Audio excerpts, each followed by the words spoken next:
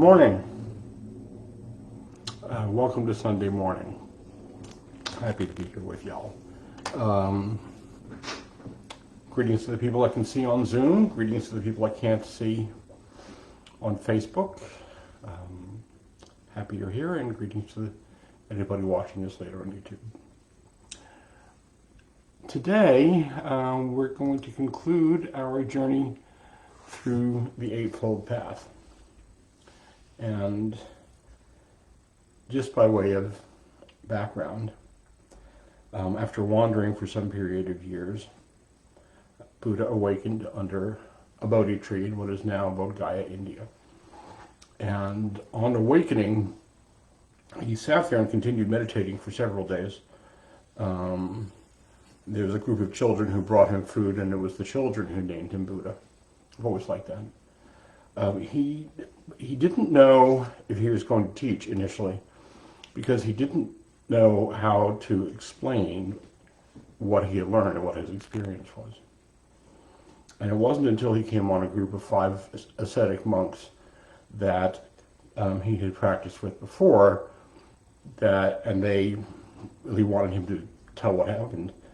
And he came up with this explanation, which is the Four Noble Truths that basically say that life includes suffering, and that there's a solution to suffering, there's a cause of suffering, there's a solution to suffering, and there's a path out of suffering, and the path that he articulated was the Eightfold Path.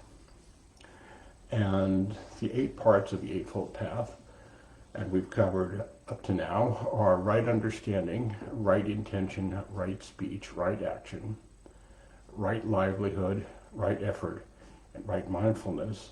And today we're talking about right concentration. So we're going to get to that after the meditation. And I'd like to offer a little meditation practice that I think is helpful. And I've talked about this before. People often come to me with, the most frequent thing people come to me with is, I can't get my mind to go quiet, so I'm not doing it right, or I'm not actually meditating. And I say over and over again, the mind doesn't do quiet. It just won't go quiet. And I'm going to talk more about that when I talk about concentration. It's about how we relate to it. And what I hear often, and I have struggled with this, is the mind wanders off, and I'm so frustrated, I'm not okay, I'm not doing it right. We do all that hard on ourselves, dancing around. And it's not helpful, because it doesn't improve the experience. It doesn't help you relax into whatever's happening now. And it's just what the mind does. I mean, it just does that. There's nothing we can do about it. So, the mind, we're focusing on our breath, and we're being in the moment, and the mind wanders off, and wanders off, and wanders off. And when we notice, we come back. And what I'm going to suggest, when you notice that you're off, that you're thinking, and you're not in the moment, wandered away from the breath, when you notice, just say to yourself, all good, and come back. Just, all good. It's all good. Because this is a gentleness practice. So, again, when you notice you thinking and storytelling and fantasizing and worrying and all that stuff that part of the mind does, just notice it. Say, all good, and come back to your breathing. So, let's find a comfortable meditation posture.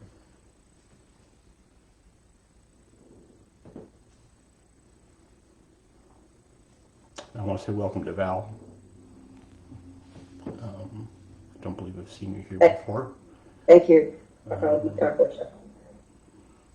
I'm living on Chippewa land, by the way.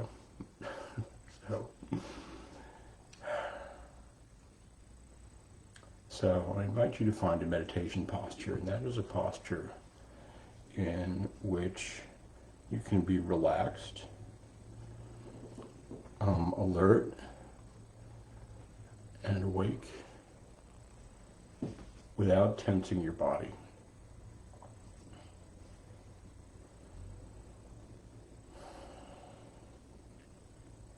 If you're sitting, just let gravity do its thing. Your body will hold itself up.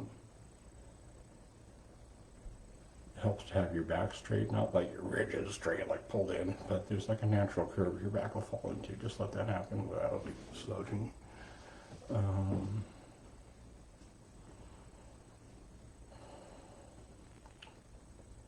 Just letting your body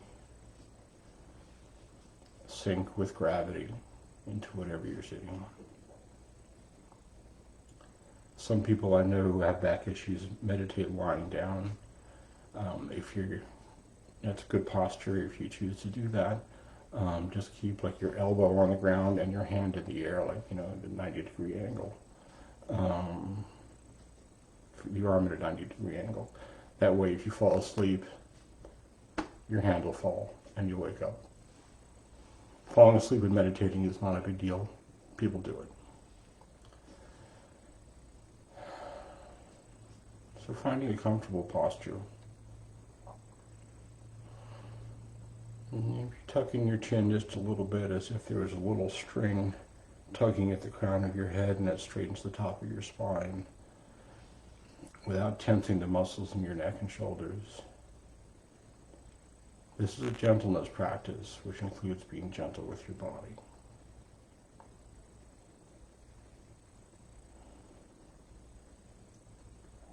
And let's just start by noticing the sensations of the points where we're touching. Notice the sensations of your bottom resting in the seat. What that feels like on that part of your body.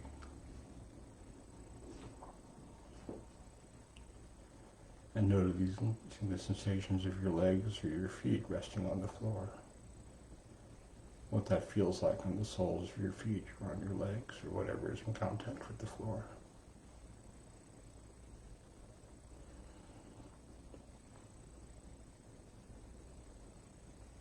Noticing the sensations of the palms of your hands if they're resting in your lap.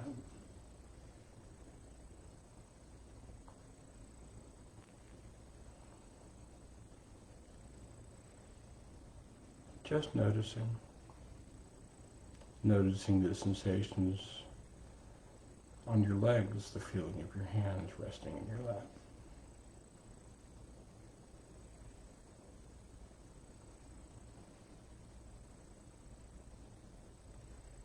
Just coming into noticing what it feels like to be in this moment. Noticing the ambient temperature of the room. Cool, warm, medium, comfortable.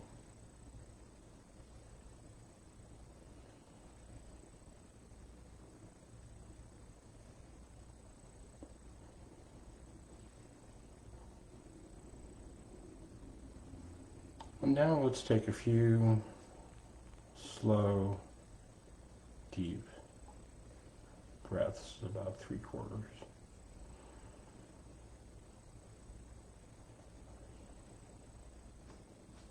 Just to get in touch with the breathing, just to get in touch with the body.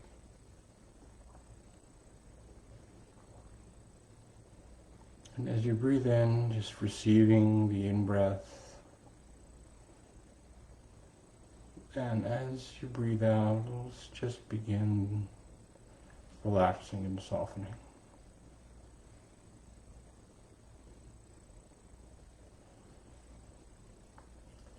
As you exhale, relax the muscles in your face. They do a lot of work. And receive the in-breath. Couple of more slow, deep breaths. And as you breathe out, just relaxing the muscles in your eyes, letting your eyes rest in their sockets.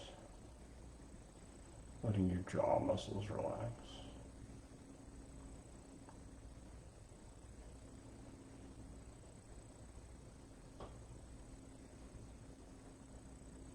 And letting your breathing return to normal.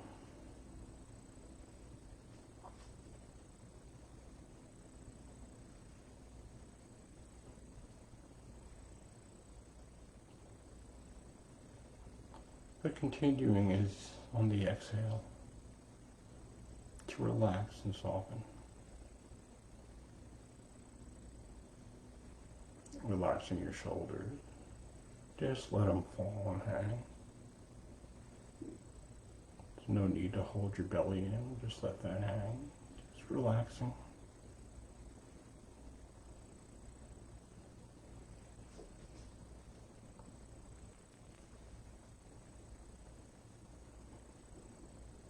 Gently noticing any places in your body that feel tense or like you're holding. That's okay. If you can relax that, that's good. If you can't, that's okay. Just noticing.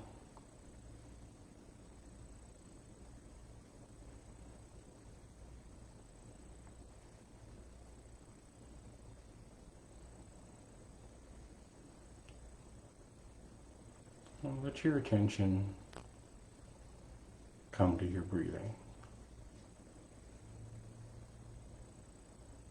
Just being aware of the sensations of the body breathing in.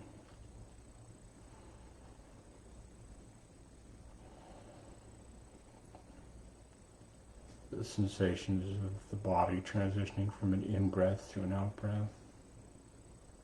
Just normal breathing. Noticing the sensations of the body breathing out.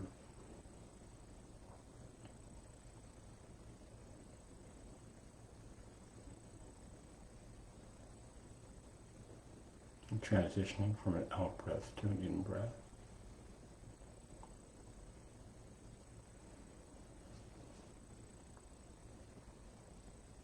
And letting your focus and your awareness rest on the breath.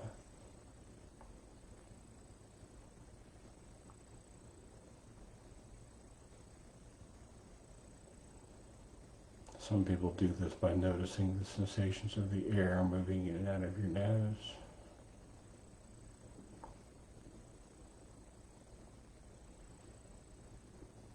Some people do this by noticing the sensations of the belly moving up and down, or the chest moving up and down.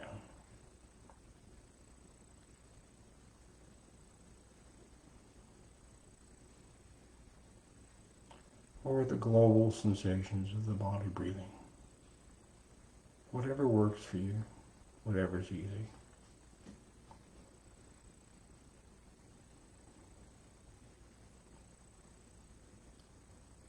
Just focusing your awareness and resting on your awareness of the body breathing.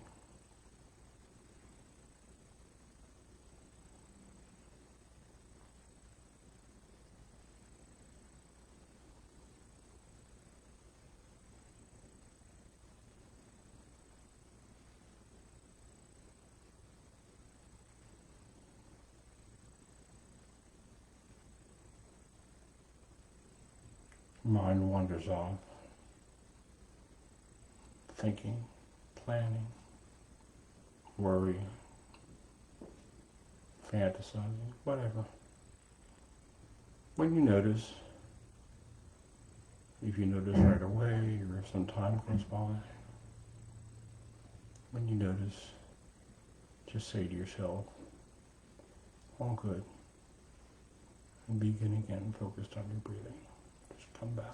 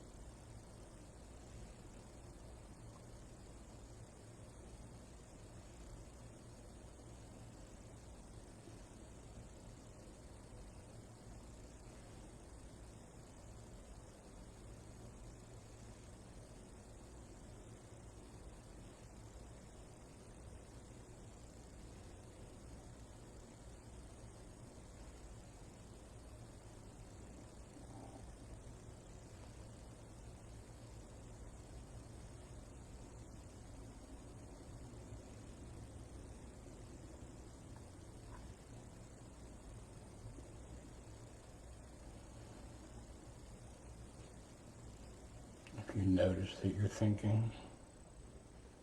It's all good. Just begin again. Be gentle.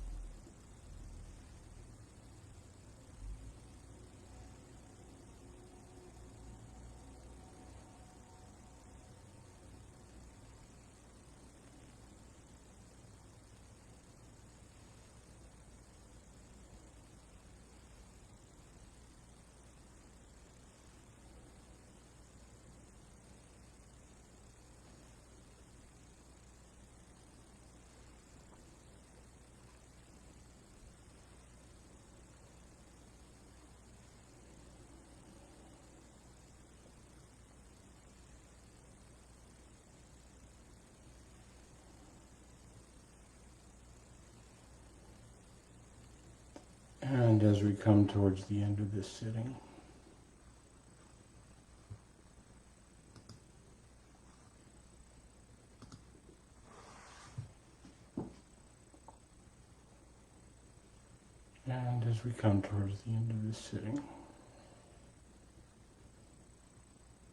just noticing, like an internal weather report, what your experience of your mind is right now. What your experience of your sense of being is right now.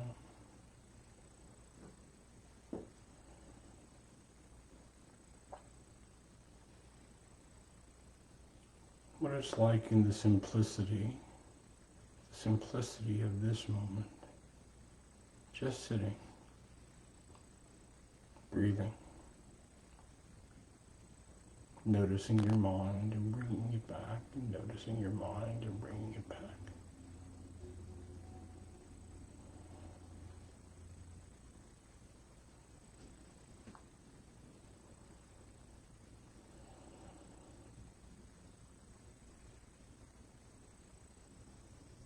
And may it be that the benefits of this meditation, the benefits of this practice, enable us to come into the world with kindness, to view the world through kind eyes.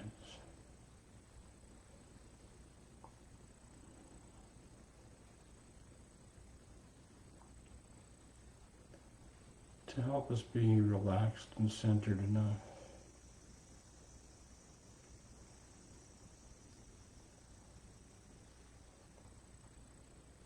to not need to tense ourselves,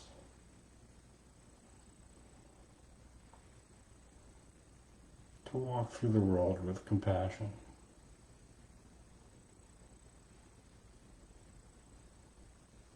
To offer self-compassion, to offer kindness and compassion to yourself as you would to anybody else.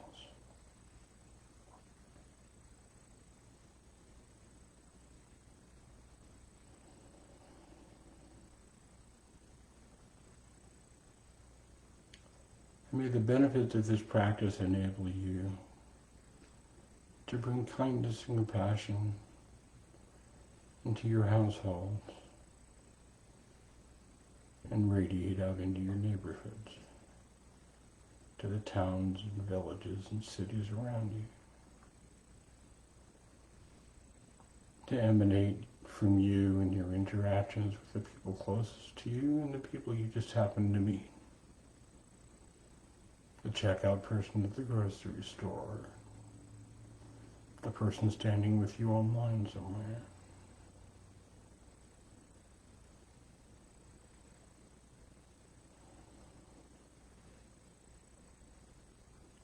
May it be the benefits of this practice be of benefit to all people everywhere.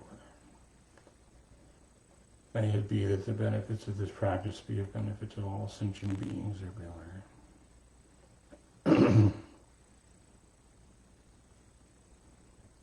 May all sentient beings be happy. May all beings be well. May all beings be safe.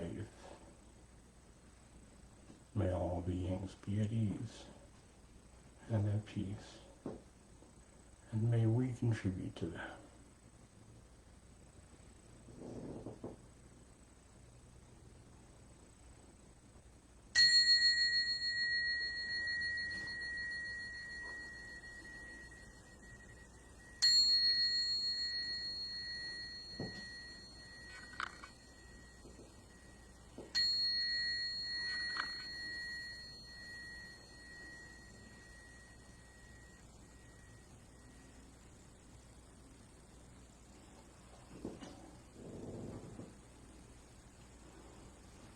Thank you for your practice. As usual, I have put the usual information in the chat window. How to find these sessions on Sundays, which you've obviously already found. My website, where these sessions are archived, and there's some more information about other meditation teachers and instructions on meditation. And a link to donation if you feel so moved. There's absolutely no obligation to do so. I do this freely, and I enjoy it.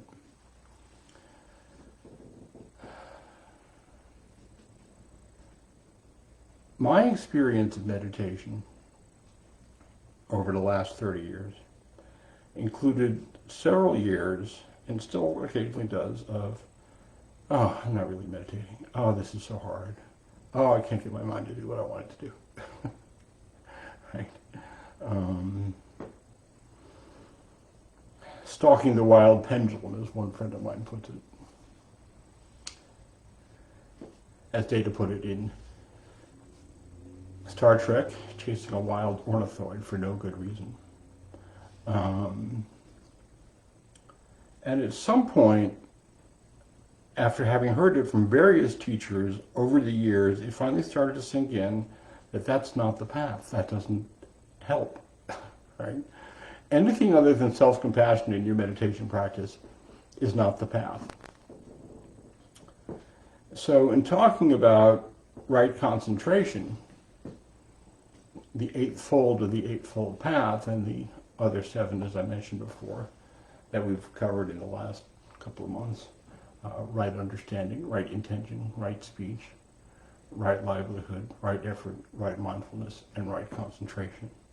And to the degree that we practice these, they kind of help align our lives to let go of a lot of tension and baggage so we can be more awake. And right concentration, I know concentration is a challenge for lots of people when you first hear about it. The mind wanders, and people frequently come to me, as I say, and observe that they can't get the mind to be quiet so they don't feel like they're doing it wrong. One of the questions that comes to my mind when people bring that to me is, how long have you been walking around with this narrative that you're not doing it right, whatever it happens to be in the moment? We tend to walk around with stories and narratives, which I'm going to talk about next week, and meditation is a really great place to see those when they come up. And the mind just naturally wanders, and right concentration is not about making that stop. I mean, good luck with that. You can't really do that anyway. So let's not be concerned about success in concentrating or success in meditation, whatever that is. I don't even know what that is. Mark Epstein, psychotherapist, Buddhist scholar, and author, talked about right concentration as a means of temporarily dispelling the repetitive thoughts, the everyday mind, a way of opening the psyche to new and unscripted experiences. I like that because we are creatures of habit and pattern, and the more we train our minds to be in the present moment, the more we can see our habits and patterns at work, decide whether they serve us, and choose otherwise if we need to or decide to. So right concentration is a training. It's not a thing you reach. Okay, it's a training that we engage in. Training the mind to stay focused, so we can learn to be okay with the constantly changing world and less preoccupied with the wanderings and the stories of the thinking mind. Because as I've said before, and I'm not the first person who said this, our thoughts are real, but they are not true. And right concentration is just the part of the path where we learn to notice that we're in a thought stream that is not true, but we're wound up in it, and it's affecting our sense of well-being. The best we can do is learn to notice when we've wandered off and come back. I'm getting ready to relocate. People who have been in these sessions for a long time may notice that all of the books and the artwork behind me are not there anymore. I'm moving out of this house a week from tomorrow. or a week from Tuesday. And my mind goes to the, oh my God, right, piece all the time. But I'm getting better at coming back. Saying, okay, just do that thing over there and then do what comes next and we'll be okay. But my mind still wanders off into some catastrophe all the time. So the best I can do is notice when I'm doing that. And right concentration is a practice of keeping our attention steadily focused on a single object. And in this practice we choose the breath for some period of time. And this is not something that we ordinarily do, and this is not something that the mind generally does on its own. It doesn't come easily, okay? And anyone who's tried to keep their mind steady for 3 minutes will tell you that. And we here in the West think of relaxation and concentration as polar opposites. So what I'm suggesting is you can concentrate, and we often meet concentration. You say concentration, and people think of like tense, teeth gritted, furrowed brow, right? Effort, leaning. It's not that. Okay?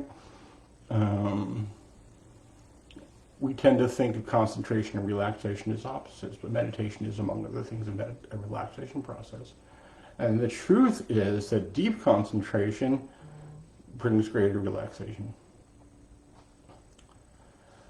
Not that furrowed brow sort of thing. So the effort of right concentration is to be gentle but determined. We just stay with it. We practice. And we practice and we practice and we practice. That's why meditation, we talk about meditation practice.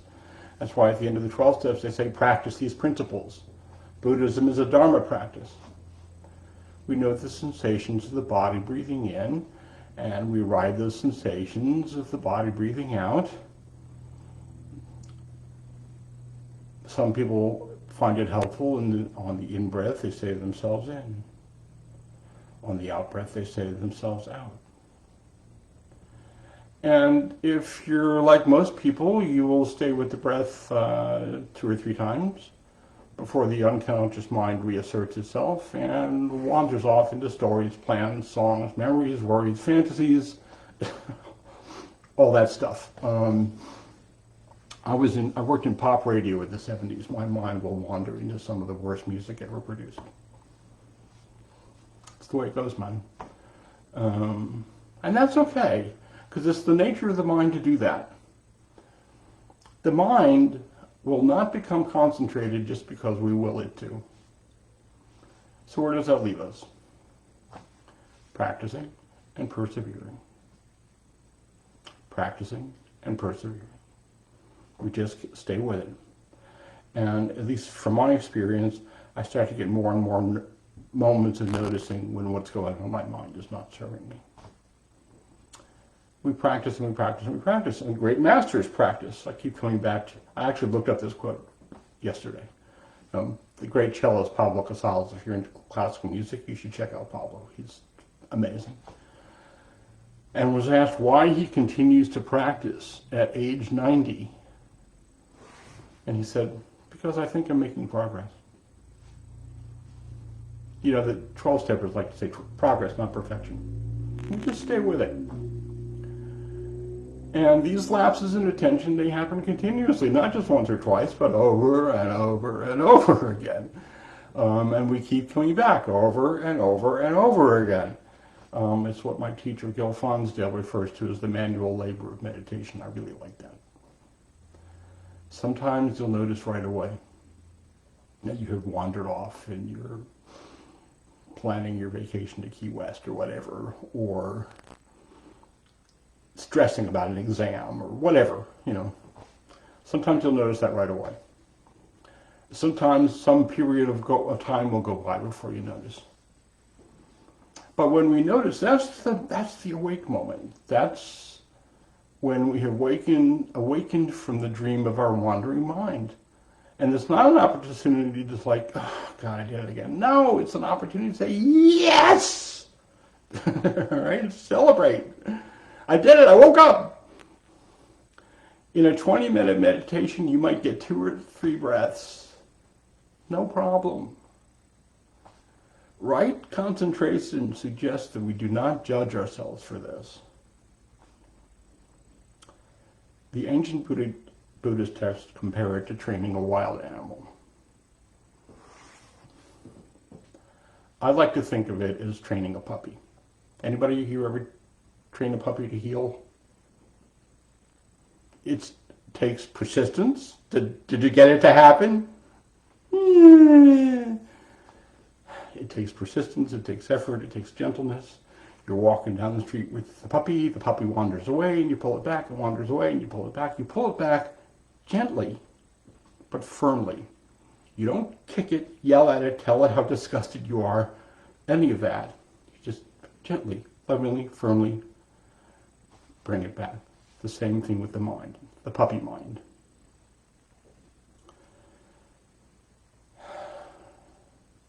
It's a difficult endeavor, and there are ups and downs and in and outs. Sometimes I'm meditating and my mind gets relatively quiet, and I'm really aware of like my internal environment, and my body seems really relaxed. Sometimes it's romper room on steroids. Am I the only person here old enough to remember romper room? Anybody else?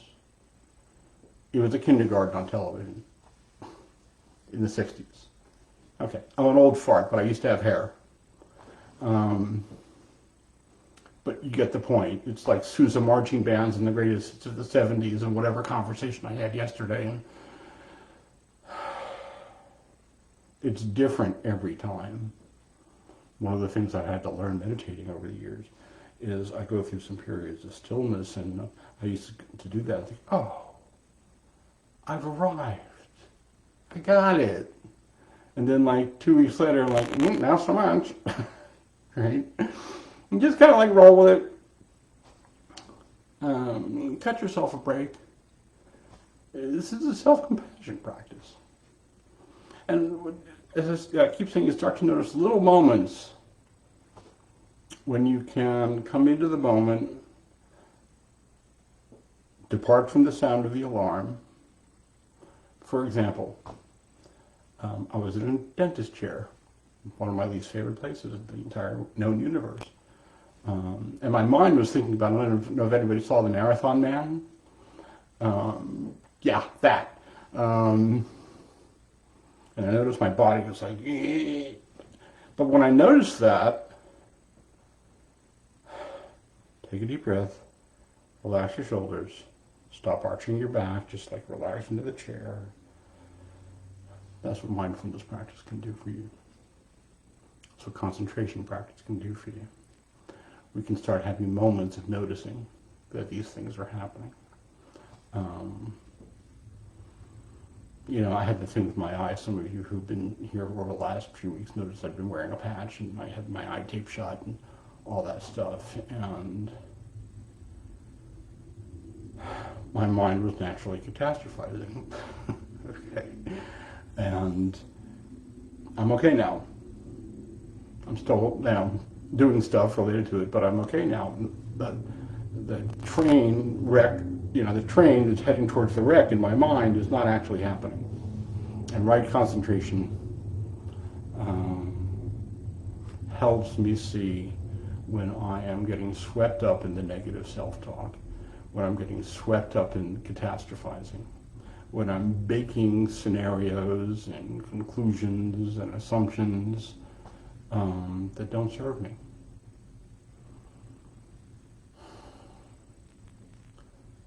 And I can say, okay, I'm not going to go there today. And maybe I can't even do that. Maybe I can just say, I'm just not going to go there right now. Because 2 hours later, or 15 minutes later, there we are again, and just notice. And this is an opportunity for self-compassion. Right concentration is a practice that offers us an opportunity to be kind and gentle with yourself. Because your mind, that part of the mind, and I can talk at length about the nature of that part of the mind and how it's not really who you are and all that stuff. If you go to my YouTube channel or website, you'll find a talk on that, called Some Thoughts on Thinking. The mind is going to do that whether I'm okay with it or not. It's kind of like when I used to work for newspapers, and you know those big stories they run on Sundays, like thousands of words of copy and art and charts and graphs and all that. I used to do that. They take you off the daily news beat for like a month and you work on a project like that. And I would lose my mind. Right? It's very stressful. There's like lots of deadlines and there's a ton of writing. And working with the art department and the graphics people and all that stuff. And I had this epiphany. Whether I lose my mind with this or whether I don't, the results will be the same. The paper never had to take the space that was going to, run my story and have a big picture of white cheese blowing in a snowstorm. The question is whether or not I was sane during that process. And it's the same with concentration practice and meditation practice. You can meet that with like frustration and the kind of self-deprecation and criticism that is habitual in this culture, or not, but you're still going to be sitting there coming back and coming back and coming back. It's just easier and more gentle. And actually leads to growth, to put down the flog.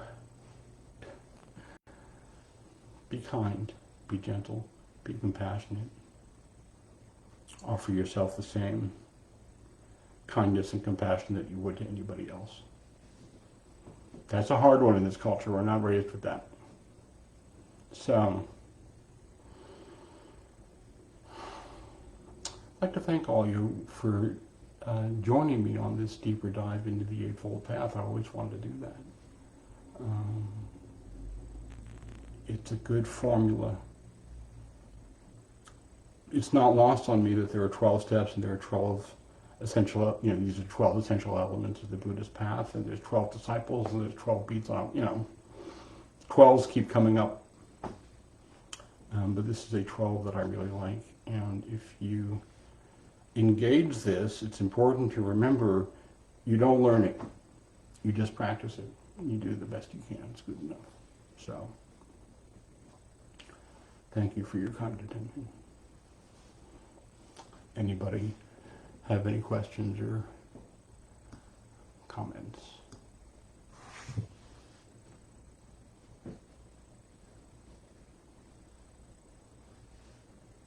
Val, you have anything you want to ask or say, since this is the first time I'm seeing you here? And thank you. Coming from the land of the Shawnee and the Cherokee here in Kentucky, Louisville. So I really enjoyed your meditation and practice. So I hope to come back another time. Thank you. Yeah. I'm in Sellersburg, so we're neighbors. It's great. But I'm moving to Florida at the end of next week, so enjoy me while you can. But I'm still going to continue doing these because the internet is portable, and I have fun with it. Anybody else? All right then. It's always a pleasure. See you guys next time.